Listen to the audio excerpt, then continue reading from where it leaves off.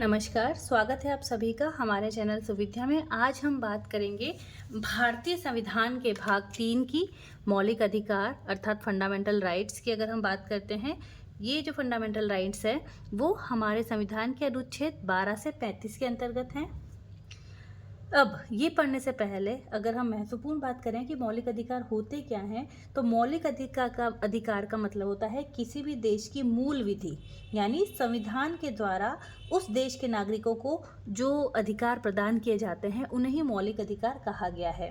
मौलिक अधिकारों की जो प्रकृति है वो हर देश में अलग अलग होती है।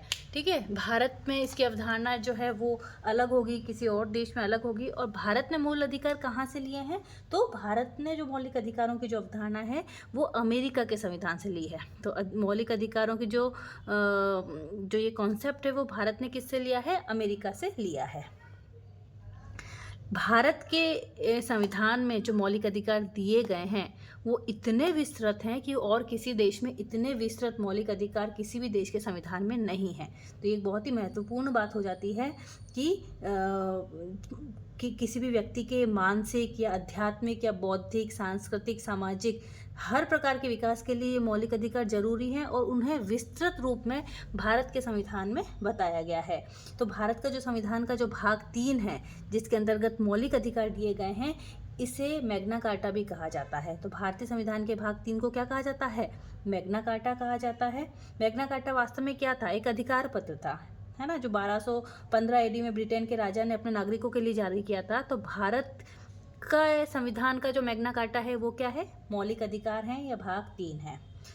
एक इम्पॉर्टेंट बात कि जो मौलिक अधिकार होते हैं वो न्यायालय के द्वारा प्रवर्तनीय है। मौलिक अधिकार क्या है, न्यायालय के द्वारा प्रवर्तनीय है। इसका मतलब क्या हुआ, इसका मतलब ये है कि अगर हमारे मौलिक अधिकारों का उल्लंघन होता है तो इसके उल्लंघन होने पर सीधे तौर पर सुप्रीम कोर्ट या फिर हाई कोर्ट में जाया जा सकता है। तो ये महत्वपूर्ण बात है कि मौलिक अधिकार जो हैं वो क्या हैं, न्यायालय के द्वारा प्रवर्तनीय हैं। अब अगर हम बात करते हैं कि मौलिक अधिकारों का विकास कैसे हुआ, तो देखिए हमने मौलिक अधिकार कहाँ से लिए हैं, अमेरिका से लिए हैं। तो सबसे पहले 1791 की अगर हम बात करें तो 1791 में बिल ऑफ राइट्स अमेरिका में, यहीं से मौलिक अधिकार जो है इनकी शुरुआत मानी जाती है। भारत में सबसे पहले 1928 में नेहरू रिपोर्ट में मौलिक अधिकारों की बात कही गई थी। फिर 1931 में कराची अधिवेशन में भी इंडियन नेशनल कांग्रेस के द्वारा ये बात कही गई थी। तेज बहादुर सप्रू रिपोर्ट 1945 में सिफारिश की गई है। सरदार वल्लभ भाई पटेल की जो मूल अधिकारों की समिति थी उसकी भी उप समिति में जे बी कृपलानी, इन सभी के द्वारा पूर्व में मौलिक अधिकारों की बात कही गई थी। इसका वास्तविक उद्देश्य क्या था कि एक सही नागरिक जो हैं भारत के, उनको स्वतंत्रता की गारंटी प्रदान करना, ये इसका एक मुख्य हम कह सकते हैं कि कारण था। अब मूल रूप से देखा जाए तो हमारे संविधान में 7 मौलिक अधिकार थे, लेकिन 44वें संविधान संशोधन 1978 के द्वारा संपत्ति के अधिकार को मूल अधिकार से हटा दिया गया। फिर इसे क्या बना दिया गया, संवैधानिक अधिकार बना दिया। ठीक है, ये सिर्फ एक कानूनी अधिकार बना दिया और इसका उल्लेख अब किस में किया जाता है, 300 जो है अनुच्छेद उसमें किया जाता है, जो कि भाग 12 में है। 300A में भाग 12 में अब संपत्ति के अधिकार का उल्लेख किया गया है, ना कि हमारे जो मौलिक अधिकार भाग 3 है उसमें किया गया है। तो ये महत्वपूर्ण बात याद रखें कि मूल रूप से 7 मौलिक अधिकार थे, लेकिन अब कितने हैं, अब 6 हैं।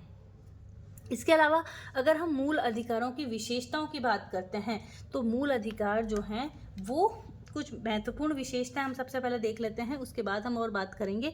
तो पहले तो हम ये देख लेते हैं कि कौन कौन से मूल अधिकार हैं। तो अब टोटल 6 मूल अधिकार हैं, 12 और 13, ठीक है, वो कॉमन रहेंगे। हमें जो शुरुआत करनी है 6 की, 14 से 18 करनी है। तो अनुच्छेद 14 से 18 समता का अधिकार हो जाएगा। उसके बाद 19 से 22 स्वतंत्रता का अधिकार हो जाएगा। 23-24 शोषण के विरुद्ध अधिकार, 25 से 28 धार्मिक स्वतंत्रता के अधिकार, 29-30 सांस्कृतिक और शैक्षणिक अधिकार, और जो अनुच्छेद 31 था वो किससे संबंधित था, संपत्ति के अधिकार से संबंधित था, जो कि हट गया है। और अनुच्छेद 32 जो है वो संवैधानिक उपचारों का अधिकार, कि अगर इन सब का भी उल्लंघन होता है तो हमें क्या करना है, वो अनुच्छेद 32 में दिया गया है। याद करने के लिए आप देखिए जो बीच के दोनों हैं 4242 याद रख सकते हैं कि इसमें 4 अनुच्छेद है। स्वतंत्रता के अधिकार में शोषण के विरुद्ध 2, फिर 42, तो 4242, और जो पहला है 14 से 18 उसमें 5 अनुच्छेद हैं और लास्ट वाले में 1 अनुच्छेद है। तो इस तरीके से आप इसे याद रख सकते हैं। तो समता का अधिकार में 5 हैं टोटल अनुच्छेद, स्वतंत्रता के अधिकार में 4, शोषण के विरुद्ध अधिकार 2, धार्मिक स्वतंत्रता का अधिकार 4, सांस्कृतिक और शैक्षणिक अधिकार 2 और संवैधानिक उपचारों का अधिकार में 1। अब अगर हम विशेषताओं की बात करें, जैसा कि मैं कह रही थी, तो कुछ जो अनुच्छेद हैं जैसे कि 15 और 16, इसी प्रकार याद करो 15 का डबल क्या होता है 30 और एक 29 याद रखें, और बीच में एक 19 याद रखना है आपको। ये जो 5 अनुच्छेद हैं वो सिर्फ भारतीयों के लिए हैं। ये अनुच्छेद किसके लिए हैं? केवल और केवल भारतीयों के लिए हैं। इसके अलावा जितने भी मौलिक अधिकार हैं वो भारतीयों के साथ अन्य कह सकते हैं कि विदेशियों के लिए भी उपलब्ध हैं। ठीक है। दूसरी महत्वपूर्ण बात क्या है कि फंडामेंटल जो राइट्स हैं वो असीमित नहीं हैं। अगर सरकार चाहे, कार्यपालिका चाहे तो इन पर प्रतिबंध लगा सकती है, और उनकी अगर प्रतिबंध लगा है तो सुप्रीम कोर्ट उसकी जांच भी कर सकती है। तीसरी इम्पॉर्टेंट बात कि जो फंडामेंटल राइट्स हैं वो कहीं ना कहीं सकारात्मक और नकारात्मक दोनों रूपों में है। ठीक है, सकारात्मक और नकारात्मक दोनों रूपों में है, तो इसकी जो प्रकृति है वो नकारात्मक भी है। ये आपको एक महत्वपूर्ण बात लगता है। क्यों? क्योंकि जो मौलिक अधिकार हैं वो सरकार को कुछ करने से रोकने का भी काम करता है कई बार, तो ये कहीं ना कहीं नकारात्मकता को ही बताता है। जैसे कि कोई भी व्यक्ति जाति और धर्म के नाम पर भेदभाव नहीं करेगा, तो धार्मिक स्वतंत्रता को नहीं छीनना, ये सारी जो बातें हैं मौलिक अधिकार में कही गई हैं, तो ये नकारात्मकता को भी बताता है। आरक्षण की बात हो गई। ठीक है, तो वैसे तो कहा है कि सबके लिए समानता होगी, लेकिन आरक्षण के माध्यम से कहीं ना कहीं कुछ विशेष वर्गों को लाभ दिया जाता है, तो ये सारी चीज़ें इंपॉर्टेंट होगी।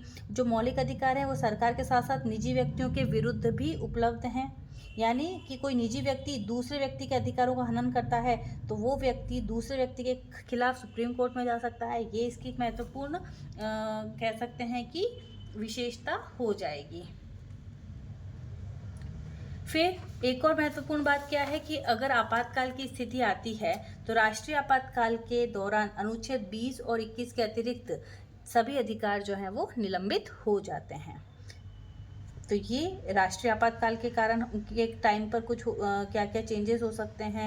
यदि आपातकाल युद्ध के आधार पर लगा हो तो अनुच्छेद 19 जो है वो निलंबित होगा। बाहरी आक्रमण के कारण होगा तो भी अनुच्छेद 19 जो है वो निलंबित हो जाएगा। तो ये चीज़ें हम आगे डिटेल में पढ़ेंगे। तो ये महत्वपूर्ण बातें हमने सबसे पहले देख ली।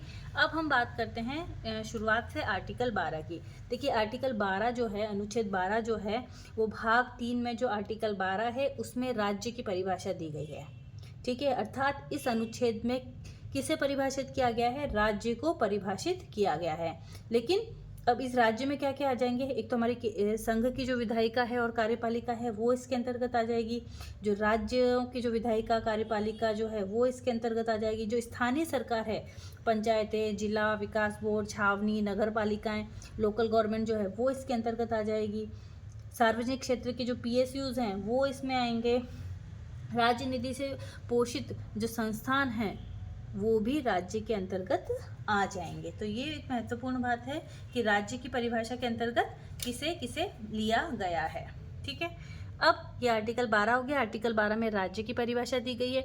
उसके बाद हम बात करते हैं आर्टिकल 13। जो आर्टिकल 13 है वो संविधान से जो असंगत विधियां हैं उसको बताता है कि संविधान में कोई कानून बने हैं, अगर वो कानून मूल अधिकारों के अगेंस्ट हैं तो क्या उन्हें रद्द किया जाएगा या उन्हें उसी तरीके से चलने दिया जाएगा, तो उसके बारे में आर्टिकल 13 में बताया गया है। तो देखिए जो भी जुडिशियल रिव्यू किया जाता है उसका आधार संविधान का अनुच्छेद 13 ही होता है। ये एक महत्वपूर्ण बात है कि जुडिशियल रिव्यू में का जो आधार होता है वो क्या होता है? अनुच्छेद 13 ही होता है। अब 13(1) क्या कहता है कि जब हमारा संविधान नहीं बना था, संविधान से पूर्व अगर कोई लॉ बना है और वो लॉ जो है वो फंडामेंटल राइट्स के अगेंस्ट है, तो उनका जुडिशियल रिव्यू किया जा सकता है और वो भाग जो कि फंडामेंटल राइट्स के अगेंस्ट होगा उसे रद्द किया जा सकता है। ठीक है, तो संविधान पूर्व की विधि जो कि मूल अधिकारों से असंगत हो रही है, फंडामेंटल राइट्स के अगेंस्ट हो रही है, तो वो उस सीमा तक, जो असंगति वाली सीमा है, तब तक वो चीज़ शून्य हो जाएगी, वो जो कानून है वो शून्य हो जाएगा।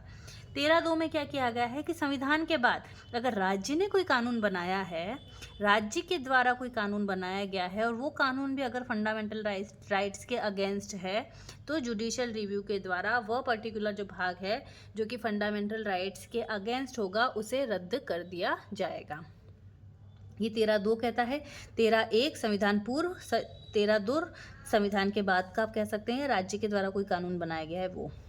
13(3) में विधि की परिभाषा है। अब विधि के अंतर्गत क्या क्या आता है, तो ध्यान रखिए, विधि के अंतर्गत विधि जो शब्द है उसमें स्थायी विधि, अस्थायी विधि, प्रत्यायोजित विधि या कानून का बल रखने वाली जो कोई प्रथा होती है ना, वो सभी इसके अंतर्गत आ जाएंगी। कोई अध्यादेश है, कोई आदेश दिया गया है, नियम, विनियम, अधिसूचना या विधि के बल रखने वाली कोई प्रथा, जैसे कि सबरीमाला प्रथा जो थी, जिसके अंतर्गत 15 से 60 साल की जो महिलाएं हैं वो उनका फीमेल्स का मंदिर में जाना वर्जित होता है। तो इस प्रकार की ऐसी विधि का बल रखने वाली जो प्रथाएं हैं वो सब किसके अंतर्गत, वो विधि की परिभाषा के अंतर्गत आएंगी। ये महत्वपूर्ण बात हो गई।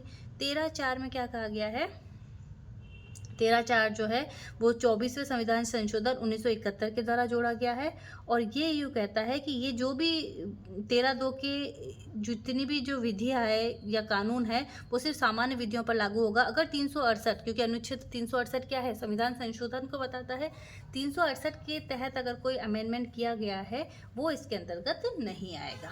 तो ये 4 बातें जो हैं वो आर्टिकल 13 में कही गई हैं।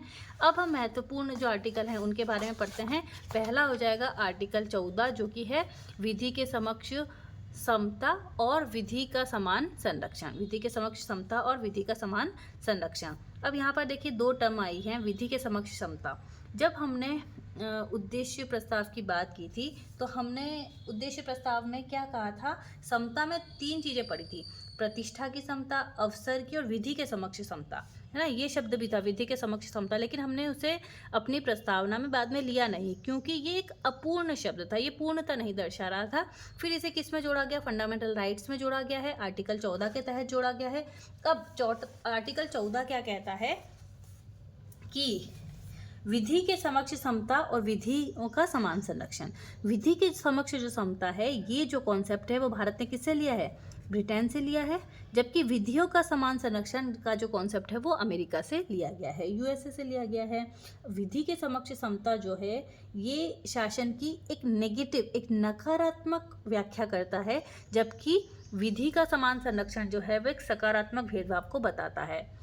विधि के समक्ष समता क्या कहता है कि कानून के सामने सभी समान हैं, है ना, कानून के समक्ष सभी समान हैं, लेकिन जो विधि का समान संरक्षण है वो सकारात्मक भेदभाव को मानता है ना, कि भाई एक युक्ति संगत भेदभाव किया जा सकता है, ये चीज़ जो है विधि का समान संरक्षण किया जा सकता है। जैसे कि हमारे राष्ट्रपति को कुछ विशेषाधिकार दिए गए हैं, राज्यपाल को कुछ विशेषाधिकार दिए गए हैं, हमारे जो सांसद या विधायक हैं उनको कुछ विशेषाधिकार दिए जाते हैं, या फिर हमने मौलिक अधिकारों में कुछ विशेष जो जातियाँ हैं उनको कुछ विशेष अधिकार दिए हैं, तो ये विधि का समान संरक्षण के अंतर्गत आता है। ये महत्वपूर्ण बात ध्यान रखें कि विधि के समक्ष समता और विधि का समान संरक्षण किसमें है, आर्टिकल 14 में।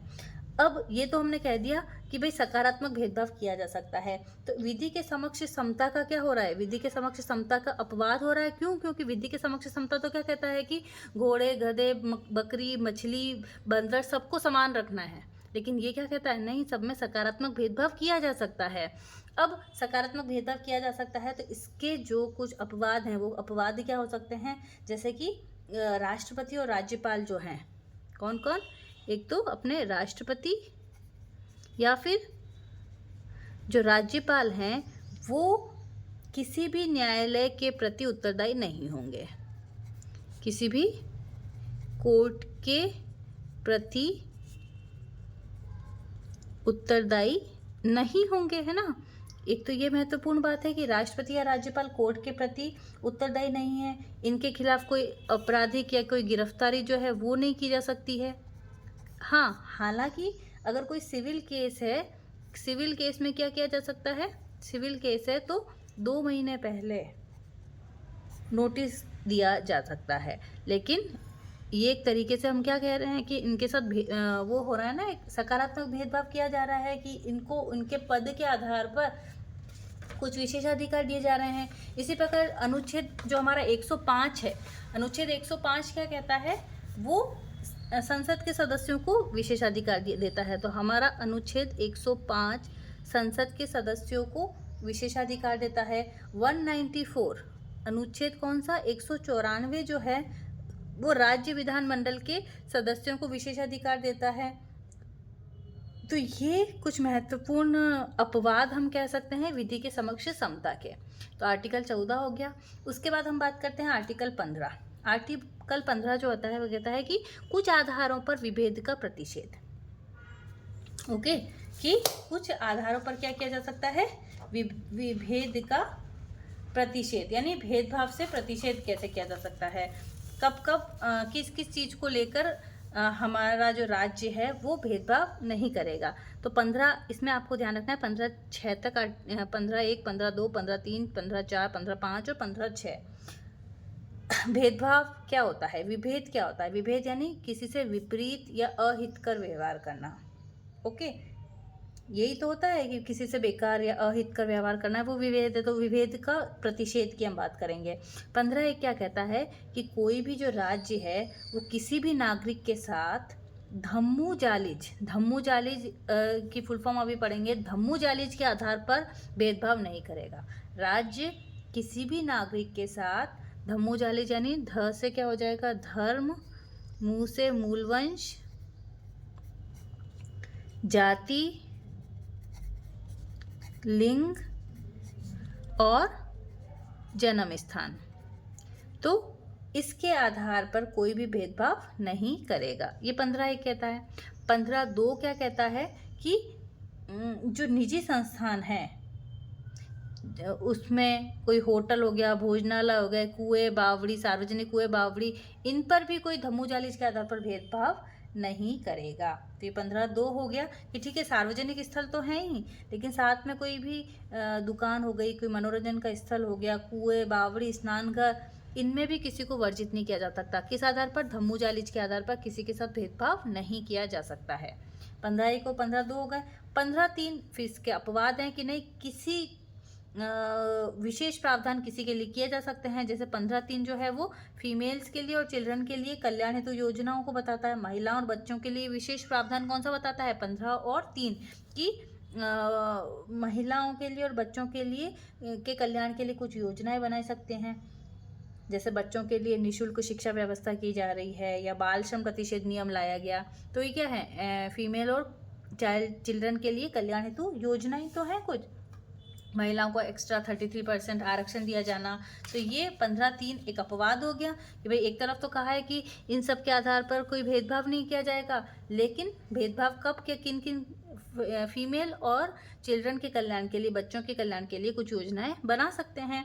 15(4) क्या कहता है, इसके तहत विशेष वर्ग के जो वर्ग के लोग हैं उनके आरक्षण का प्रावधान किया गया है।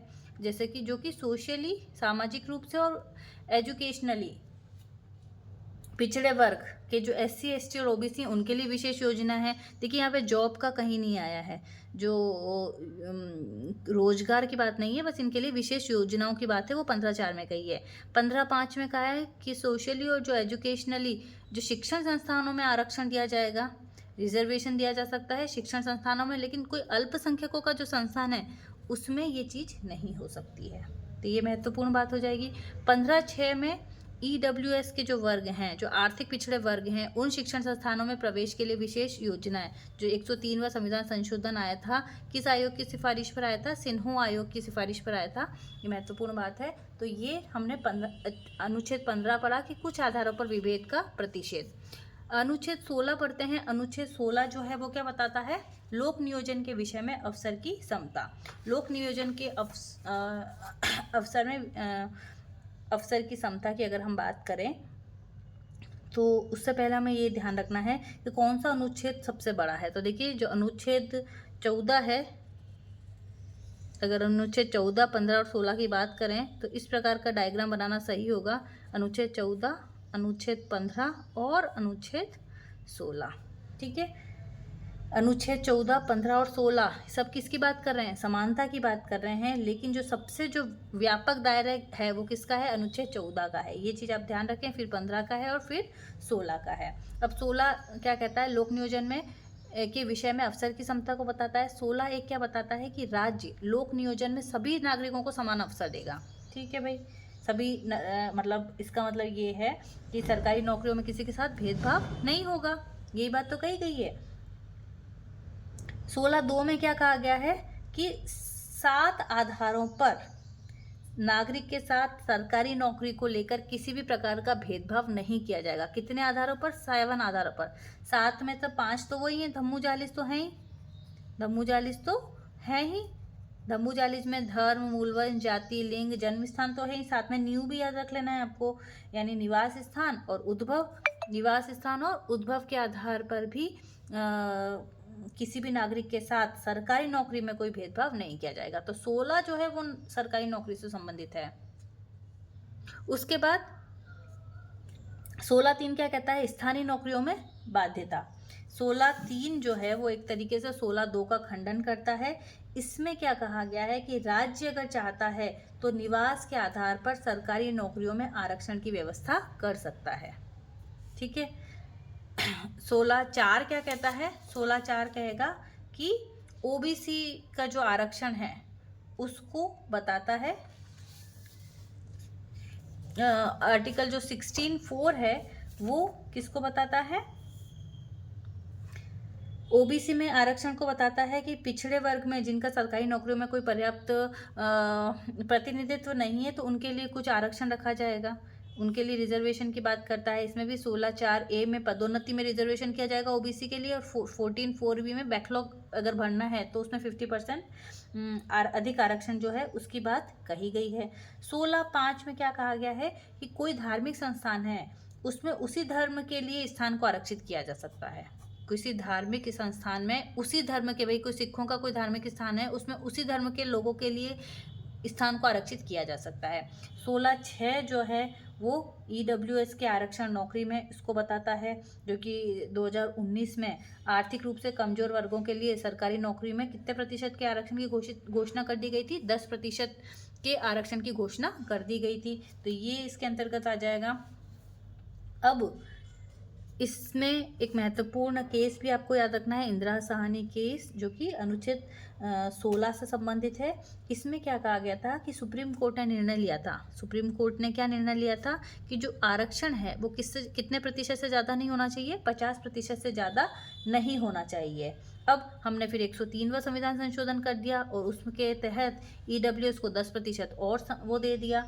तो सुप्रीम कोर्ट ने 103वें संविधान संशोधन को इसकी मूल जो संरचना हमने कही थी कि 50% से ज़्यादा आरक्षण नहीं होना चाहिए, उसका उल्लंघन नहीं माना है। उन्होंने कहा था कि इससे फर्क नहीं पड़ रहा है। तो ये इंदिरा साहनी का केस जो है वो आर्टिकल 16 से संबंधित है, ये आपको पता रखना है।